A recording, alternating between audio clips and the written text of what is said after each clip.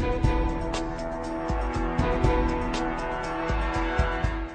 3 jours de l'élection du 29 novembre prochain. Dans ce cadre, je reçois sur ce plateau M. Salvador Yamiogo du Rassemblement des démocrates pour le Faso. Bonjour monsieur et bienvenue sur ce plateau de 13h. Qu'est-ce qui s'est passé à Bobo-Dioulasso déjà lorsque vous devez vous y rendre pour le meeting avec les militants concernant l'affaire de détournement des 750 000 francs? C'est dommage que nous commencions par là, mais je vais répondre à cette question en toute transparence. Il y a eu un incident financier à Bobo qui a été réglé dans la transparence et dans la volonté de gérer dans la bonne gouvernance. C'est ce qui a amené ces problèmes. Donc à présent, il est réglé.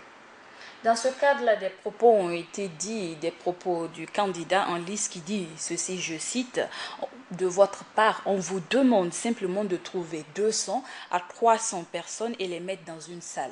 Moi, je viens avec mon staff, un tel prend la parole, un autre puis, la télévision filme et je m'en vais. Qu'est-ce qui s'est passé? Madame, je m'excuse, nous sommes en direct.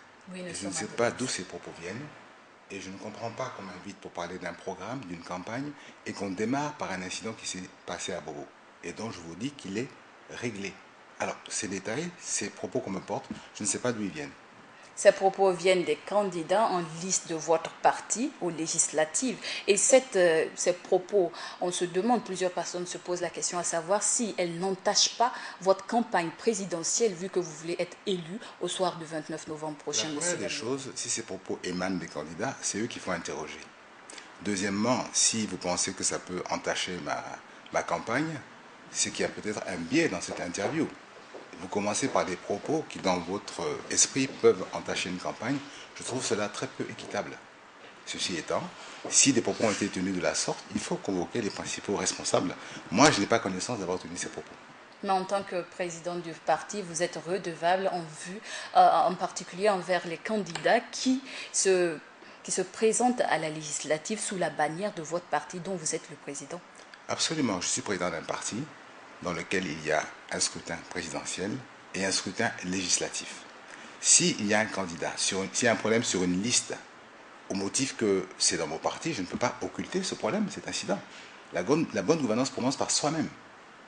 Et c'est en voulant justement ne pas occulter cette question que le problème est sorti au grand jour. Donc moi je pense qu'à ma décharge, c'est dans le souci de bien faire. D'accord. On va parler maintenant de votre programme politique. Ça serait mieux. Mais on aborde aussi cette question parce que ça fait partie aussi de tout ce qui s'est passé. De la campagne, mais pas du programme. Oui, de la campagne, mais la campagne aussi interagit en quelque sorte avec votre projet de société parce que c'est durant la campagne que vous devez le présenter à l'électorat. Oui, mais maintenant, parlons là, vous évoquez un incident qui n'a rien à voir avec mon programme. Il y a eu des incidents dans d'autres partis pendant la campagne qui n'ont rien à voir avec le programme en tant que tel. Ça, c'est les péripéties de la campagne électorale. Et ça, c'est tout à fait normal que ça arrive. On va parler de votre projet de société concernant la bonne gouvernance. Comme vous le dites, elle commence déjà par soi-même. Alors, qu'est-ce que vous proposez pour revenir à la bonne gouvernance après la transition politique? La bonne gouvernance, à mon avis, elle a été théorisée, elle a été décrite sur tous les tons, mais n'est pas encore appliquée. Il n'y a pas un CACEM, il n'y a pas une institution au sein de laquelle il n'a pas été question de travailler depuis 20 ans sur la bonne gouvernance. Bonne gouvernance de l'État, bonne gouvernance des entreprises, bonne gouvernance au niveau de la passation des marchés. Tous les domaines ont été investigués. À mon sens, il faut simplement maintenant passer de la théorie à la pratique de la bonne gouvernance. Parlant du cas précis de la justice, quel type de réforme vous allez mettre en œuvre si vous êtes élu président? Concernant la justice, les réformes principales visent son indépendance par rapport aux autres pouvoirs. Parce que dans l'optique d'un état de droit, il faut la séparation des pouvoirs, comme vous le savez. Donc toutes les réformes vont viser à rendre la justice indépendante, à la doter des moyens nécessaires, humains, financiers, pour pouvoir exercer pleinement ses prérogatives, et à faire en sorte qu'elle se rapproche du justiciable. Ça, c'est les quelques lignes qui montrent dans quel sens nous devons aller. Maintenant, si la déconnexion est réalisée entre le législatif et l'exécutif, il n'y a plus de raison que l'exécutif intervienne dans la justice. Sinon, ça serait vouloir une chose et son contraire. Donc, je crois que l'ensemble des candidats ont prôné cette indépendance de la justice qui me paraît tout à fait évidente dans le contexte où nous sommes, puisque c'est l'absence de justice qui a amené l'impunité qui a entraîné une certaine dégradation de l'autorité de l'État et qui a amené beaucoup de personnes à vouloir se faire justice eux-mêmes. Dans ce cadre-là, qu'est-ce que nous pouvons espérer au soir du 29 novembre prochain si vous êtes élu président dans l'affaire du cas du putsch dont votre frère Herman Yamiogo a été arrêté dans ce cadre-là? Ce qu'on peut attendre de moi, si je suis élu, ou de tout autre chef d'État élu au soir du 29, c'est qu'il laisse la justice faire son travail.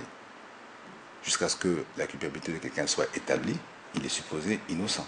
Donc il faut laisser la justice suivre son cours, la défense s'organiser dans l'équité, et on verra bien où ça va mener.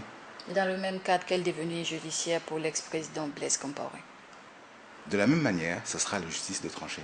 Comme pour tous les dossiers pendants, dossiers de crimes économiques ou dossiers de crimes de sang, dont il a été question tout au long de la transition, moi j'ai la conviction que si la justice est rendue indépendante de l'exécutif, si elle a les moyens nécessaires pour travailler, il n'y aura qu'à mettre en place son agenda pour traiter ces dossiers.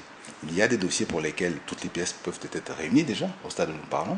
À ce moment-là, il suffit de passer à leur exécution. Et il y a peut-être d'autres dossiers pour lesquels, au-delà du discours, le fond du dossier n'est peut-être pas suffisamment étoffé pour que le dossier soit traité en justice. Une autre question, c'est celle en rapport avec le terrorisme. Quel type de mesures pour ne pas vivre les mêmes cas auxquels font face les pays voisins? Alors, vous savez, la question du terrorisme elle est extrêmement compliquée, dans la mesure où il est clairement établi aujourd'hui que les mesures en interne ne sont pas suffisantes. Donc on peut renforcer nos forces de sécurité et de défense, on peut mieux les doter, on peut investir dans le renseignement, on peut associer les populations dans une police de proximité. Tout cela va buter devant nos frontières qui sont poreuses, buter devant le fait que nous sommes dans une sous-région qui est traversée par ces mouvements-là. Et je crois que la coopération entre États peut arriver à combler ce déficit-là pour une action globale contre le terrorisme. Sinon, c'est une question qui préoccupe le monde entier. Votre journal le démontre à souhait. Et il est extrêmement périlleux de donner des recettes miracles par rapport à la lutte contre ce terrorisme-là. Une autre question, c'est celle de la relance économique. Qu'est-ce que vous proposez pour un relèvement de l'économie vu que le budget de l'année passée 2014 est déficitaire de plus de 1000 milliards? Le budget est déficitaire de plus de 1000 milliards, vous êtes sûr de vos chiffres? De notre chiffre, oui. Ah bon? Il vient du Conseil du ministère. Moi, je pensais que les appuis budgétaires pour permettre d'équilibrer le budget étaient de 288 milliards. Bon, je ne sais pas de quel chiffre il s'agit. Tout ce que je peux vous dire, c'est que la relance de l'économie passe d'abord par la restauration de la confiance. La confiance dans notre économie, dans la capacité de nos dirigeants à tenir leurs engagements et dans leur capacité à restaurer un climat des affaires propice aux investissements. À partir de là, il y a des actions de court terme et des actions de moyen terme et de long terme. À court terme, dès lors que la confiance est en passe de se restaurer, je pense qu'il faut travailler à payer la dette interne, par exemple, à donner un petit souffle à l'économie pour relancer l'activité. Et je crois principalement dans mon projet à imaginer un programme présidentiel d'urgence qui pourrait gérer les secteurs sociaux d'une part et en même temps les secteurs qu'il faut relancer pour que l'activité reparte. Je prends un simple exemple. Depuis 2011 à ce jour, il y a eu beaucoup de déprédations, beaucoup de casses, d'incendies, aussi bien au niveau du secteur informel que du secteur structuré et que des mines. Donc quand j'étais reçu par le patronat, ils m'ont posé la question est-ce qu'il y a un chiffrage à ma connaissance de tous ces dégâts et que faire. Donc je pense qu'il y a la nécessité de trouver des fonds au niveau des ressources propres et au niveau des partenaires techniques et financiers pour injecter dans l'économie burkinabé de quoi lui permettre de repartir une fois la confiance revenue à travers un scrutin qui, je l'espère, sera équitable, transparent et accepté de tous. Beaucoup de personnes disent que pour un relèvement de l'économie, il faut maîtriser l'énergie. Dans ce cadre, qu'est-ce que vous proposez, M. Yamiogo? Nous sommes un des pays où le kilowattheure est le plus cher. Donc pour pouvoir travailler à baisser ce kilowattheure-là, il faut différents types d'actions. Il faut diversifier les sources d'approvisionnement en énergie. Il faut, quoi qu'on dise, multiplier à court terme les interconnexions pour, par le jeu de la concurrence, peut-être abaisser le coût de ce qu'on importe de l'extérieur. Il faut économiser l'énergie. Il faut faire une option claire par rapport au solaire. À partir de là, je pense que ce sont des actions de court terme et de long terme. On peut arriver à réduire cette fracture énergétique à faire en sorte qu'en optant pour des énergies renouvelables, des énergies vertes, avec l'appui des partenaires au développement, on puisse s'installer dans un processus qui nous amènera à des approvisionnements constants à des coûts abordables. Et je crois que c'est l'enjeu pour un pays comme le Burkina. Ça passe par le solaire, à mon avis. Il faut qu'il y ait une option claire à ce niveau-là, que l'État donne l'exemple au niveau des administrations, qu'on puisse équiper tous les ministères, tous les services publics du solaire, et qu'on introduise une proportion de solaire dans toute entreprise qui va s'installer au Burkina. Ça va nous amener peut-être à imaginer de produire les panneaux chez nous ou dans la sous-région, de sorte que bon, le lobby des pétroliers n'est pas toujours en face de l'objection que le solaire est cher. Voilà un peu ce que je peux dire par rapport à l'énergie. Une autre question, vous parlez dans votre projet de société de libéralisme modéré. D'ailleurs, dans ce cadre, quel type d'économie vous comptez relancer? Enfin, quel type d'économie je compte proposer? Parce que l'économie, elle est là, on la relance. Maintenant, le type d'économie que moi je propose, c'est une économie à la base libérale, parce que je considère que l'économie de marché est aujourd'hui, bon, le dogme plus ou moins incontournable. Aussi bien la Chine que la Russie travaillent en tenant compte que nous sommes dans une économie de marché.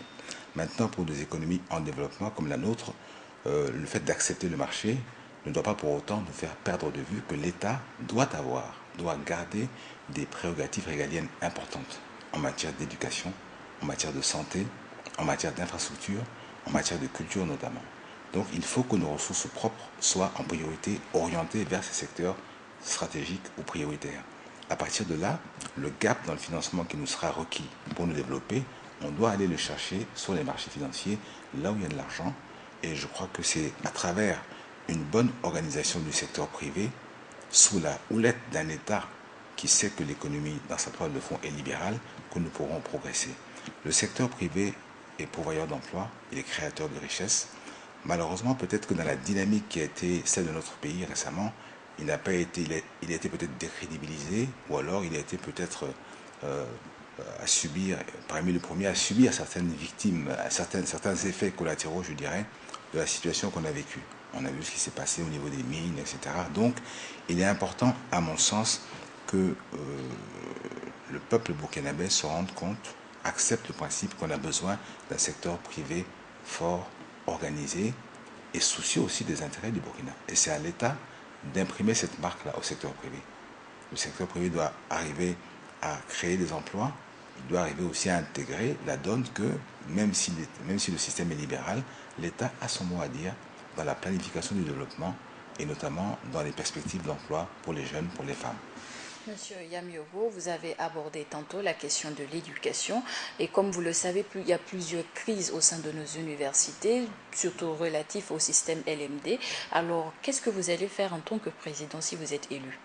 Je crois qu'aussi bien pour le LMD que pour le continuum, il faut prendre une décision, si douloureuse soit-elle, ou on continue ou on change. Pour cela, il faut faire appel aux spécialistes, au corps enseignant, au corps professoral, aux étudiants, à la tutelle, poser le problème et trancher.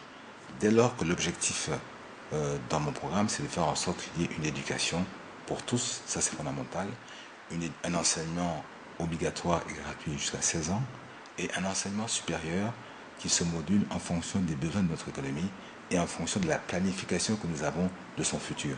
J'ai estimé que le ministère de l'Analyse et de la Prospective devait être remis en place parce que depuis la fin de la planification, ou depuis l'absence des ministères de plan en tant que tel, on a le sentiment de naviguer un tout petit peu à vue. Donc il est bon qu'on puisse savoir dans 15, 20 ans quel sera le type d'économie qu'on aura, quels seront les profils de postes nécessaires pour que maintenant nos jeunes puissent s'orienter en conséquence. Il y a aussi, concernant l'enseignement supérieur, la nécessité de sortir de ce cycle infernal d'années académiques qui se chevauchent et quel que soit le prix à payer, il faut absolument en sortir dans l'intérêt des étudiants et dans l'intérêt même de la crédibilité de notre système d'enseignement supérieur. Donc voilà quelques pistes que je lance, étant entendu qu'aucune décision d'une telle importance ne peut être prise sans la concertation, sans un consensus entre les différents acteurs de l'enseignement ou de l'éducation. Qu'est-ce que vous allez faire si vous êtes élu en tant que président concernant la gratuité des soins, tant pour les mères, tant pour les enfants? Alors, pour les enfants et les mères, les soins nataux et néonataux, je sais qu'en théorie, ils sont gratuits. Maintenant, il faut que nous passions à l'effectivité de cette gratuité-là, pour progressivement étendre la zone des soins gratuits au-delà de cette première étape qui est celle des soins nataux et néonataux. Je pense ensuite que la question des urgences doit être réglée une fois pour toutes. On ne peut pas accepter le principe qu'on arrive aux urgences et qu'on pose comme condition de vous soigner que vous payez. Donc, indépendamment déjà du niveau de vie des personnes, c'est un peu une absurdité. Donc, il faut que dans la réforme, les urgences permettent de statuer définitivement sur cette question. Une personne arrive aux urgences, elle est prise en charge. Maintenant, il y a des problèmes logistiques aussi, d'espace qui peuvent influer sur le bon déroulement de ces prises en charge. Donc c'est au niveau de l'élévation du plateau technique, dans la réforme du système des CHU ou des CHR à élever en CHU, qu'on pourra combler ce gap-là au niveau hospitalier. Une dernière question, Monsieur Yamiogo. On vous souhaite vivement de gagner les élections, mais dans le cadre où vous serez recalé au premier tour, quel candidat porterez-vous votre voix ou vers quel candidat l'ensemble des militants de votre parti vont élire, s'il y a un second tour, évidemment? Il faudrait d'abord qu'on sache qui sera au second tour. Vous ne croyez pas? On ne sait pas à l'avance. Donc on va pour un premier tour, chacun va pour gagner, en espérant au premier tour. Et si l'élection doit se jouer au second tour, on voit qui sont les finalistes. Mais mon sentiment est qu'un premier tour, même s'il n'y a pas véritablement de logique en politique, on doit voter en fonction de son ancrage, en fonction de son idéologie. En regardant le conflit. Et en fonction de votre idéologie, oui. Vers qui porterez-vous votre voix si vous êtes recalé? Bon, comme vous ne m'avez pas laissé terminer, je ne suis pas sûr que vous avez compris ce que je voulais dire. Dans un premier temps, au premier tour, on peut voter selon notre appartenance. Mais dès lors qu'il y a un second tour, les codes s'estompent. On ne peut plus se centrer uniquement sur l'appartenance ou sur l'idéologie pour choisir un candidat au second tour. Il faut faire d'autres anticipations par rapport à la collaboration possible avec ce parti et par rapport à la prise en compte dans son programme de nos aspirations. Et à ce moment-là, on fait un choix transparent en faveur de tel ou tel candidat au second tour. Merci beaucoup à vous, Monsieur Yamiogo. C'est tout pour cet entretien avec M. Salvador Yamiogo, candidat à l'élection présidentielle sous la bannière du Rassemblement des démocrates pour le Faso. Entretien qui met fin au journal du 13h sur la chaîne Burkina Info. À tous ceux qui nous suivent à Ouagadougou et partout ailleurs dans les 45 provinces du Burkina, on a Dari.